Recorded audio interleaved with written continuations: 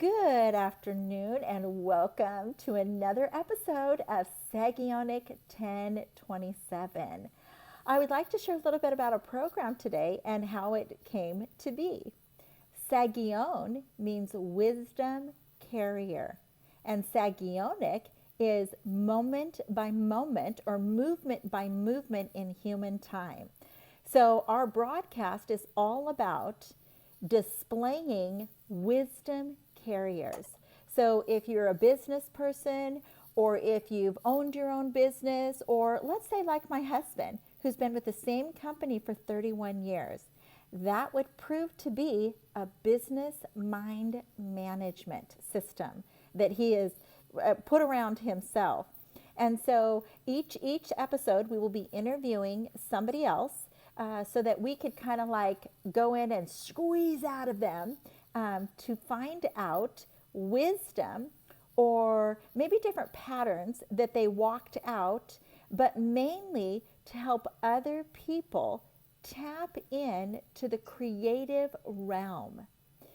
Daily thoughts are coming our direction. What are we doing with those thoughts? Are we casting those down or are we choosing to walk them out?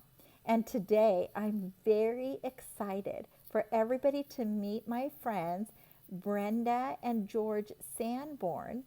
And George is a man who walked out many brilliant inventors' ideal. So George, take it away. What would you like our viewers to learn today? Well, probably the biggest thing that I had done in my life was the invention of the sky typing system. I, to my knowledge today, there's nobody in the whole world that has ever duplicated what I have made the sky typing system with one airplane. Now, there is sky typers in uh, LA that use 5 airplanes to sky type up in the air, but nobody has ever duplicated the sky typing system with one airplane like I have. And it took a lot of work on my part. I had to be a chemical engineer, a aeronautical engineer, a mechanic, electronics engineer. I spent a lot of time in college library reading up because back then they didn't have an internet to dig up information. And to make this thing work, I come up with using titanium tetrachloride and Freon 12 to make the fog. And I had to turn it on and off instantly. Well, they outlawed Freon 12, and I had to use CO2 and titanium tetrachloride to make the fog, which is not as good as what the Freon 12 was. But anyway, I designed this thing using 350 feet of line reeled out from the airplane with 7 solenoid valves on it. And the computer controlled the 7 solenoid valves, 5 by 7 dot matrix, like the old printers used to use. And that's what I did. I typed out in the sky letters. In calm air, I could have 20 letters readable at a time. And this is the system that I put together. I learned to fly back in 1964. So I've been flying for a few years. My original flight instructor when I soloed was the same flight instructor the Wright brothers used. So after that, I acquired flight instructor to acquire my commercial multi-engine, my instrument rating, my helicopter rating, and my flight instructor's rating. And I was also an experimental mechanic rating with those licenses. So I have crop dust. I've flown uh, uh, the Airlines too. well, yeah, it was commuter airlines, Air Okay. Oregon. Okay. Yeah, I flew all the routes in Oregon. I didn't stay with them very long because it took too much time for my family. And I went to work for the Boeing Company. Okay. And I worked for the Boeing Company for 24 years and retired from them. But anyway, I tried to make a living flying. And that was my love for flying because when I was a kid, I dreamed, I laid out in the grass and I watched the airplanes flying around in Iowa, skywriting and the airlines leaving off the Des Moines airport. That's where I was born. I was born in Iowa. And anyway, I spent my paper route money on making and building model airplanes, and I love flying. And after I soloed in South Carolina, and my enlistment time was up. I traded for an airplane, and I flew from on a without a license. I flew from South Carolina, Cleveland, Mississippi, and Wow. flight instructor there, and he signed off my student license after I had flown a 300-mile triangle flight, and I took a knowledge test. And then he signed me off. And then I traded Aeronautica that I had flown from South Carolina to Cleveland. I traded that airplane for a Globe Swift, and I flew that on a student license, which you could back in them days. You can't Okay. now. Okay. But back in them days, I flew from Greenwood, Mississippi to the Dalles, Oregon on just a company. Wow. Wow. On one gas fill up? Yeah, yes. I flew that far in the Globe Swift. And it'd take a month for me to tell you all the stories that I got during my flying career. I've had 14 forced landings, and they were mechanical. Uh, I can't think of any that was pilot error, but it was mostly mechanical, crop dusting and so such as that uh, type of forced landings. And anyway, that'll take another hour to tell you those. So anyway, back to the sky typing system. Okay. I, my wife and I, we got that design. We got it working pretty good, and we sold 3 units. I sold one to Australia. I sold one to Toronto, Canada, and another one to Erie, Pennsylvania. And I could not make this system to where it was user friendly, and none of them was able to continue to make it work. So I discontinued selling them. And then they outlawed the titanium tetrachloride. They put a poison sticker on it instead of corrosive sticker. And that stopped me from being able to use it. And I haven't been able to find another material that'll do the same thing as a titanium tetrachloride would do. And then they changed it back and made to put the corrosive sticker back on it again after I quit doing it. I still have a computer in the program uh, that I use to do the sky typing with, and Ah. it's it's a pretty old system, Yeah. very minimal memory. Yeah. Yeah. That is that's incredible, George. I really like that you shared with our viewers. You already took us back to that childlike thinking, not childish thinking, but childlike thinking, which is the creative realm, right? That's the creative realm where Johnny, Susie, Sally, and Harry are told, you can't stay there. We need you to be serious. And if we look at creation, creation is continuously evolving. The trees get naked, then they sprout a blossom, then they grow leaves, then they grow fruits, then they change colors, then they go naked. And then it starts all over again. So how would you encourage new people who are just now learning how to work the creative aspect of someone's mind?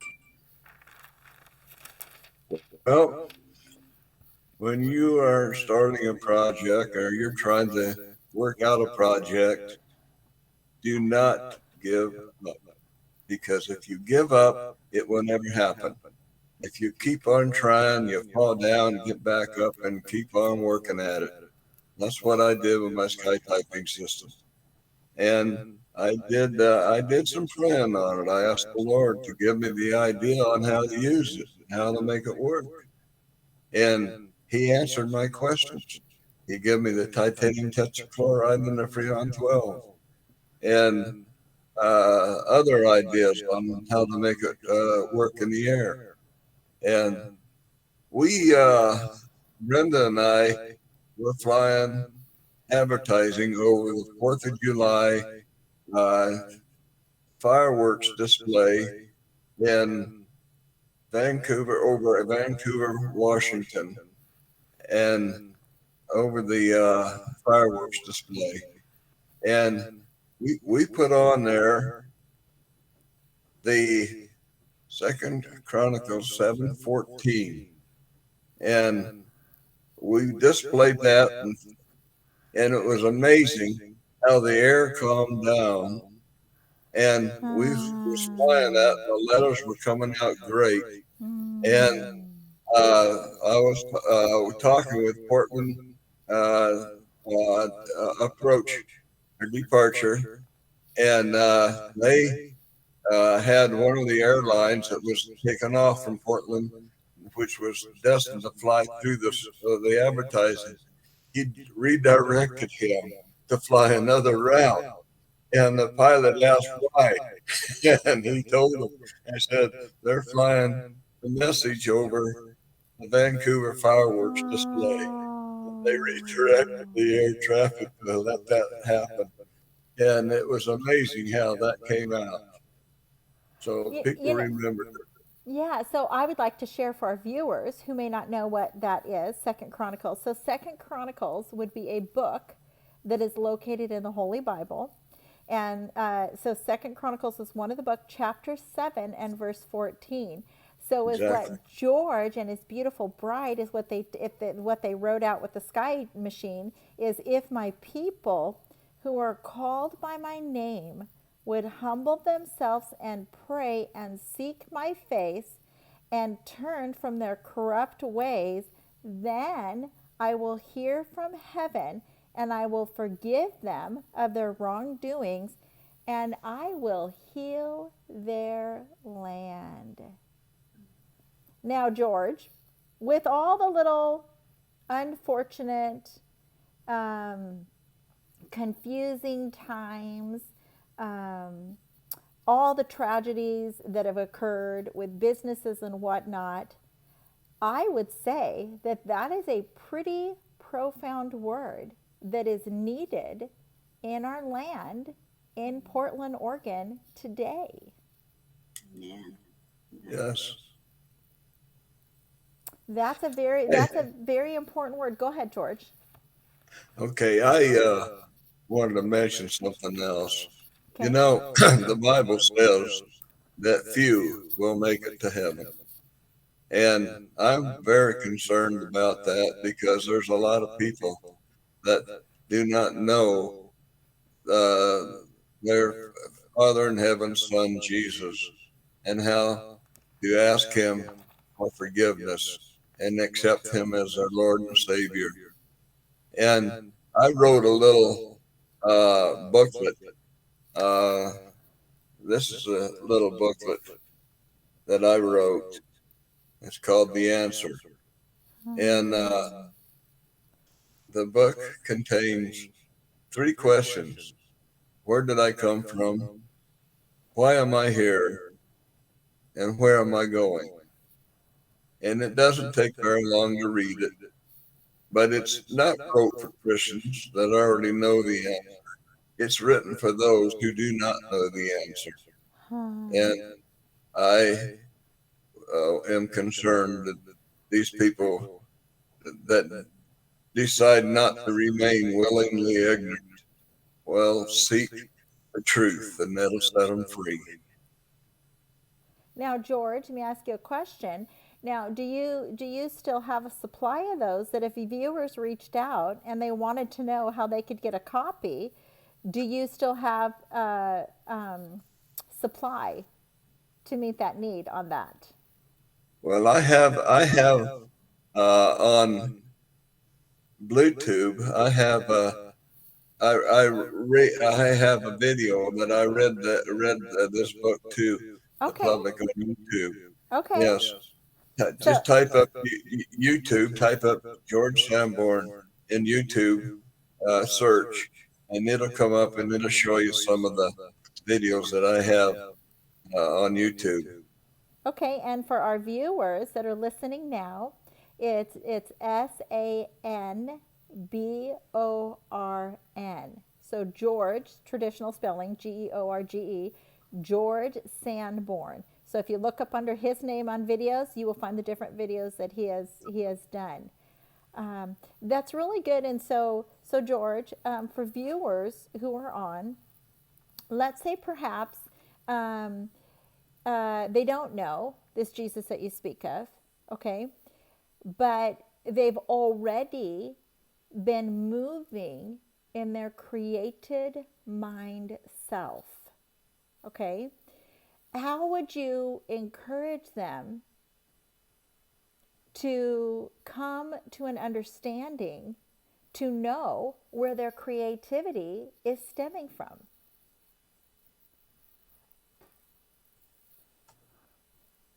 Well, I'm not sure I know how to answer that question. Lord gives you ideas.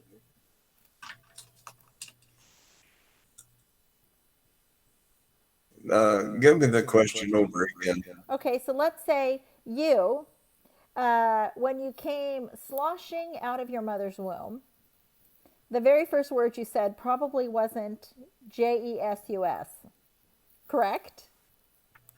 Yes. That was pretty funny. So, at what point in your life did you come to an understanding that there was more to George than me, myself, and I in the walls of your mind? More creative ideas. Well, I spent a lot of time in a coffee shop, drinking a cup of coffee, and thinking up different kinds of ideas. And when I would think it up, I would write it down on a napkin. And I would concentrate on that idea. And I did my best thinking and creating about 2 o'clock in the morning, sitting in a coffee shop, thinking about different ideas and how to solve them. I I was given the ability. It was a gift from the Lord. Told me to. I have an analysis mind. I can analyze something and figure out how it works, and then from that point, I can figure out why it don't work. And that's what made me a good troubleshooter. And that's what I did at the Boeing company. I was a CNC technician there, and those are machines that marry up a computer to a machine and make the machine work. And I would figure out what was wrong with that machine, and I would repair it. And that was the analytical part. And that was one of the things that made me a good inventor, because I could analyze the thing that I was inventing, and I would know how to go about repairing it. I built a 32-foot steel observation tower in back of my hangar, and I live on an airport, by the way, and I have a Cessna 172 in my hangar that I fly. but I built this observation tower because we have a great view out here where I live at, but you cannot see them because of the juniper trees. So that's why I built the tower, so I could climb up above them. And I have a 12 by 12 platform on top of the tower with a chain link fence going all the way around it. And then I can view 360 degrees. I can see the Cascade Mountain Range and Mount Hood, Mount Jefferson, the Three Sisters. Uh, it's a beautiful view, and I can see the forest fires that are in the area from up there, which has been visited by the Forest Service and the fire department to come up in my tower to see where the fires are at. So would it be a fair statement to say that probably this tower structure that you have eradicated is earthquake proof, fireproof, probably bulldozer proof? Well, I used a CAD program to design the tower, Okay. but I had to get a licensed engineering company to get it certified so I could get it through the county people to prove it. And I spent over a year getting it all the paperwork approved to build that tower to where it was wind proof, earthquake proof, and all of that stuff. And I had to add some steel to it to make it the way they wanted it. So, boy, it if you think, George, you go to these amusement parks and they build these Ferris wheels, they build the roller coasters, they build the hang upside down, they build the bungee cord things that shoot you in the air. And I bet they didn't have to go through all the rigmarole that you did.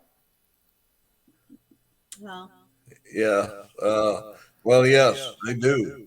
Anything that is built, it has to be approved in order to make it safe for the public to be on. Okay. I have a winding staircase that goes up, and it goes up to the top of the tower, and I built that also. So I used up 50 pounds of welding wire to weld all that together.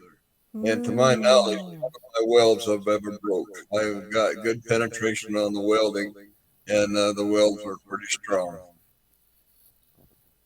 That's incredible.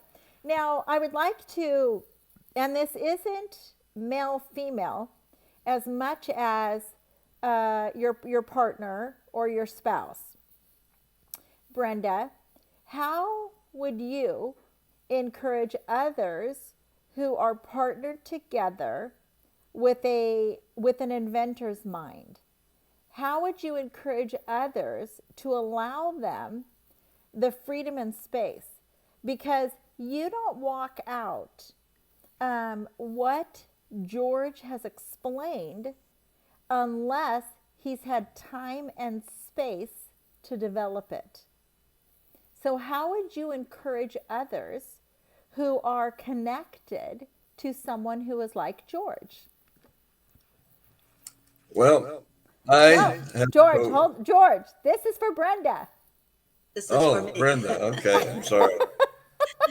Well, he had a lot of time by himself, and I allowed that because I knew he was he needed that. He needed that time, and he would stay in the office, or sometimes he would take me for coffee with him, and he would draw out and explain what he was doing, and I would listen and look. Still didn't understand all of it, but he was enjoying explaining what he was drawing. There would be times that he would go into his little office or the garage, and I knew he was busy with something, and so I just allowed that time for him, because it was he didn't sleep very much at night. He would get up, and of course all of us would be in bed. He would get up and So there's it took a lot of understanding and patience. Sometimes he we would go out for dinner, and that would be my time. Yeah. So he would start talking about something ideas. He Yeah. had mine was going all the time, thinking. That's really good because, in essence, Brenda, you chose to allow a gift to grow in another person. So you chose to demonstrate sacrificial love for the cause of someone else. That is beautiful, that's admirable, and it is something to be attained by somebody who's married to what I would call a creative. Mm-hmm. Creative minds don't stop. No, they don't. Yeah. So George, how would you be the voice to speak encouragement into somebody who walks with your mind, but you be the voice on the opposite side?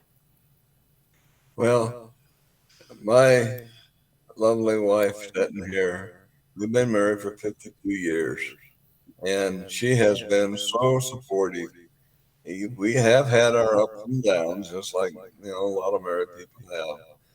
But she has been so supporting to everything that I've wanted to do or tried to do. And I had told my grandkids, I passed on what my uncle. I have a I have an uncle that flew the hump back in World War II. He flew B-36s and B-52s, and he was in charge of the war room in Alaska.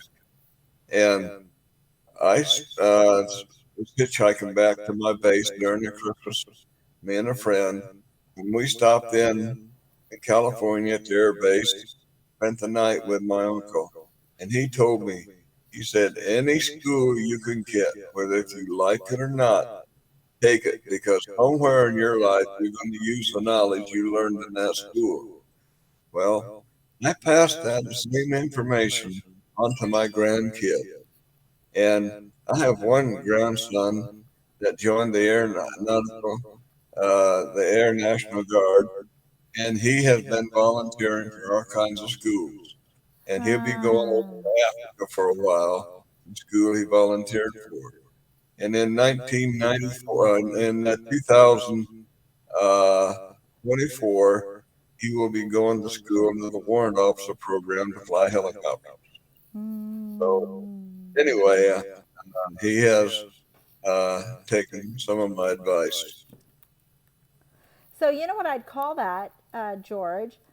I would call that point to remain a hungry student. Mm. To remain a hungry student, because it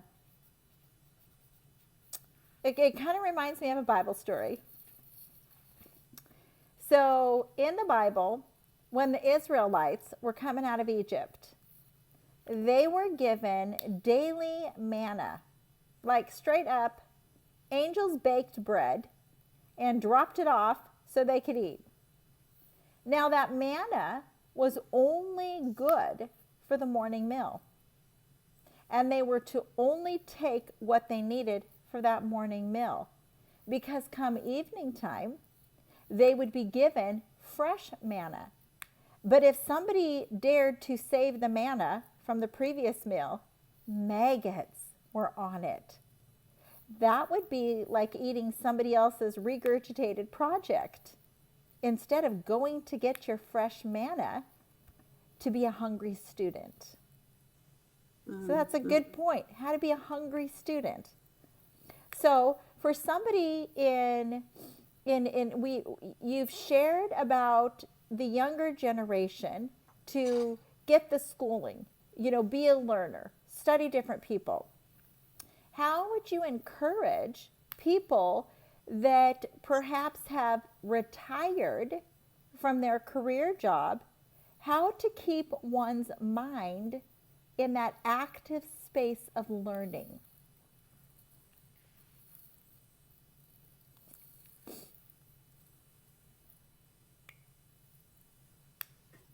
He's thinking. Yeah, he's thinking. Well, to keep an active mind,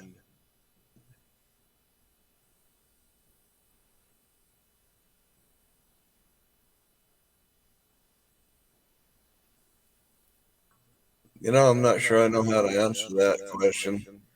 My mind stays active when I have a project that I'm working on. Okay. Then my mind does stay active to work the problems out and finish creating the item that I'm working on. Okay. To continue, I guess maybe you need to be reading books or doing.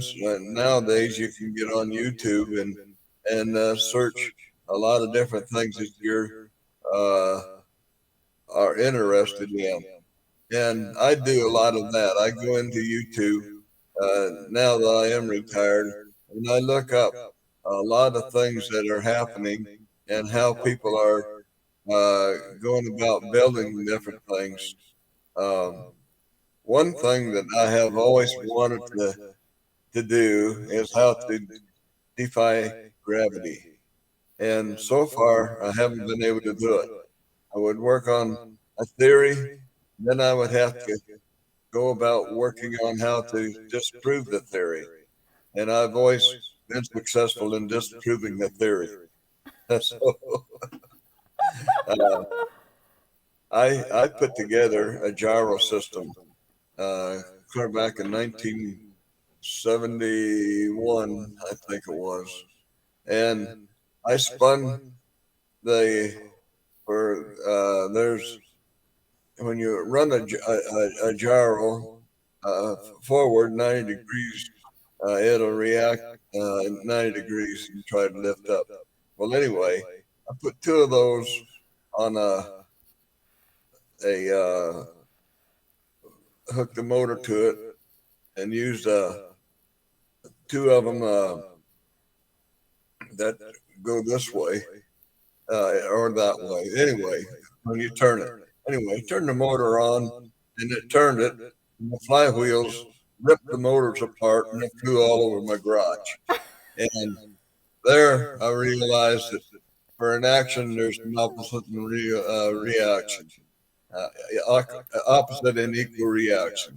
Okay. Well, that's physics. But anyway, uh, that was something I tried clear back in 71. Now I got on YouTube and I see people are still trying to make that same theory work, which it will not.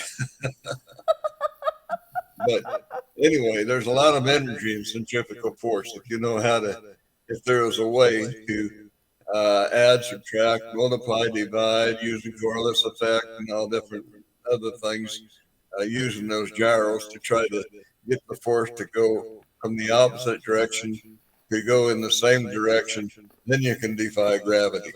But so far, I haven't been able to do that, and nobody else has my knowledge either. But anyway, that is one of the things that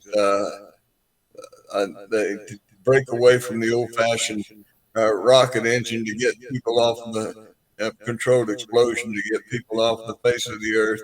There's got to be another way to do it. And people are seeing these things they call UFOs flying around, not making any noise. Oh, how are they doing that? If this is so. Anyway, that keeps my mind active. That's really good. And, one of the things, so in when Sagionic 1027 was created, it was my mind coming into partnership with thoughts that were being downloaded. Okay. And one of the thoughts that was brought to me was, if we think of creation, right? Or if we think of, let's think of global projects. In order for a global project to come to be, it took minds teaming together in order to bring that global project to a manifested state. Okay? So when I was thinking, I'm going to call it a boardroom. When I was in a boardroom with these thoughts that were in my mind, it was teaming the minds together to accomplish a greater purpose for society or in different geographical regions. So it's going to be fascinating to see the scientific, analytical, inventors' minds that are going to be drawn to this YouTube video, that are going to, come across something, just like you're a YouTube watcher, right? You've watched YouTubes to gain. I watch. Yeah, to gain insider information, right? That keeps your brain active. Well, there's other people. Okay, one of the guys I interviewed, he said the ideal that was placed in his mind, he carried it for 10 years. He was then brought into contact with another person who had walked in his vision for 20 years. When the 20-year vision man met the 10-year vision man, the 20-year said, "You are the man I've been waiting for." And they teamed together in partnership for the greater good of what's going to unfold here in Oregon, here in Washington, here across the nation, probably across the world. So you also said to not give up. Right at the beginning, you said start and work it out and don't stop. So can you give us some more examples of how did you, although you had an extremely supportive wife, not everybody's voice would necessarily be encouraging to a scientific genius inventor's mind. So can you tell us, how did you overcome those mindsets?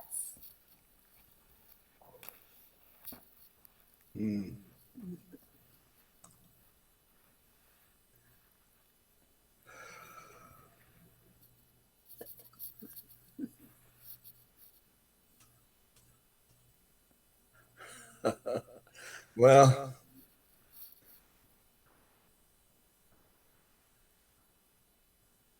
to overcome the mindset like you're talking about, it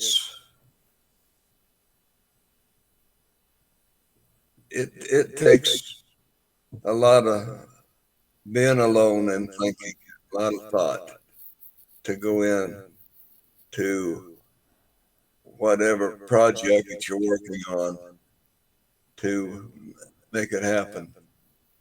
I had a thought just a while ago and it disappeared.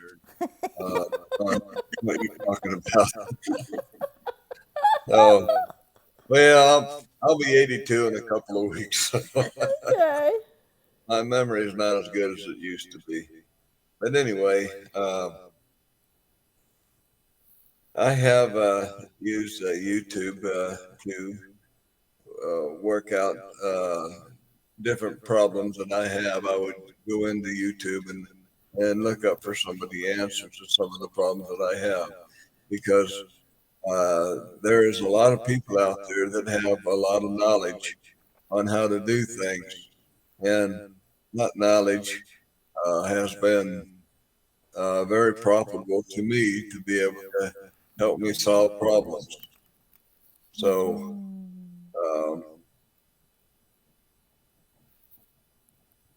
to be able to solve problems. You know, in the old days, you had to go to a library and do a lot of reading. That's what I had to used to do. And now we have YouTube to uh, bring about answers to problems that you may have that you need to look up. I think the part of that answer would be, yeah, Go ahead. set a time apart to do. You would have to schedule the times. Yeah. Or demand or see the value of it. George is basically Yeah. saying, see the value of the time you're going to spend. He placed value on it. Your family placed value on it, right? So, Right. because George, like YouTube didn't exist back then, the computers didn't exist. George had his eyeballs and the library. Okay. But I also hear George saying to remain humble and don't think you're Mr. Know It All. To Exactly. remain humble. There's blessings that come from the multitude of counsel. And that's what I hear George saying, is that he decided to access wisdom insight from other brains.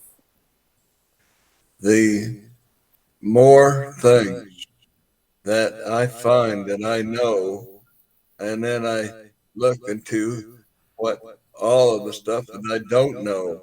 There is unlimited knowledge out there. As we go on in time, your knowledge increases tremendously, and it's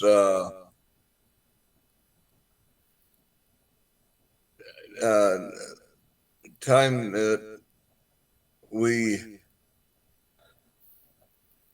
the more I learn, the more I don't know.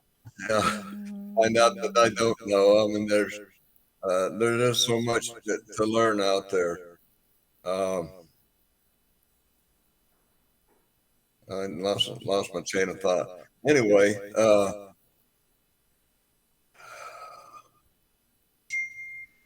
You're doing a great job. You're doing a great job there, George.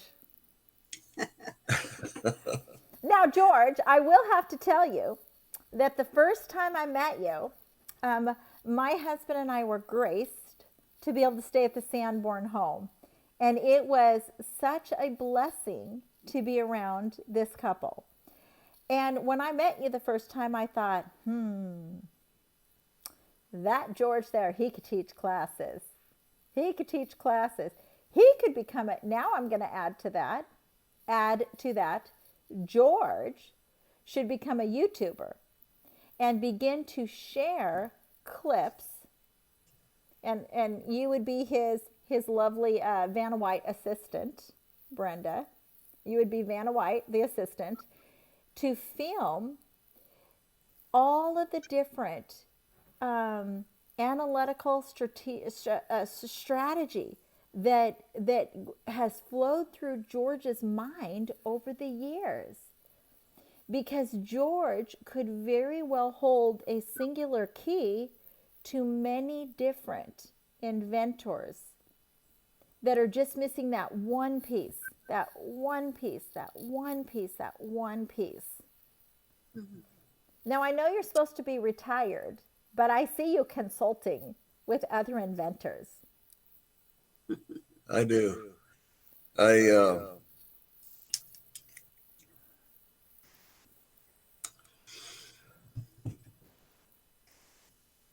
Okay, I'm losing my chain of thought again.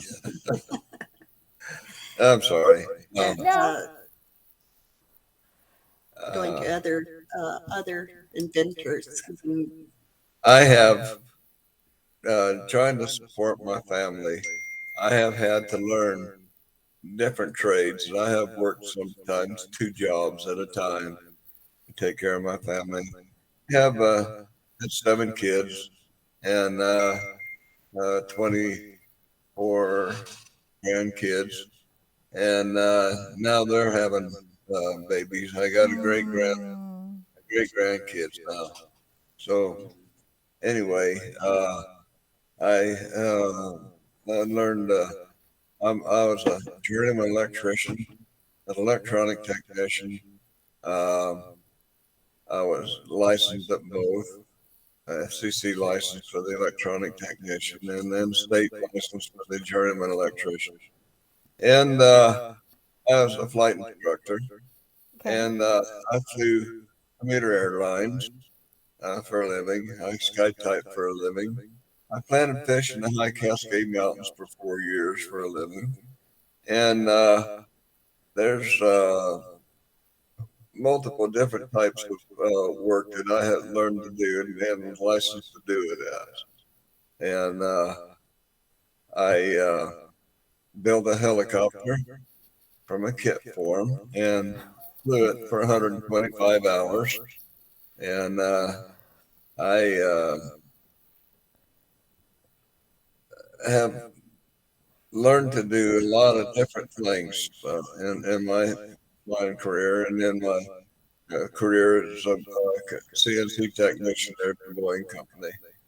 So anyway, I built that tower, uh, observation tower, 12 years ago. And if I had to build it today, the thought wouldn't even cross my mind. It took a lot of energy back then to do it. And I was 70 years old then. And to do it now, almost 82, I wouldn't even think about it. So, You know what, George? Right there in that statement, at 70 years old, you decided to take on a project, right? You're 82. Your mind is still extremely active. I like to say, this is what will be said. Da, da, da, da, da. Whoops. And then she was no more. So until we're snuffed out or on the other side of the grass, our minds were intended to be active. Mm. And so I really thank you that you shared with viewers today that even at 70, you can take on big projects because that's what you did. I value that you shared to others. I had more than one job at a time to provide for my family. So you shared with viewers the benefits of having a great work ethic. And I appreciate that. And so I really bless you today. I thank you for your time with us today. And I would just ask that you would speak over viewers a blessing to encourage them how to walk out their own created mind.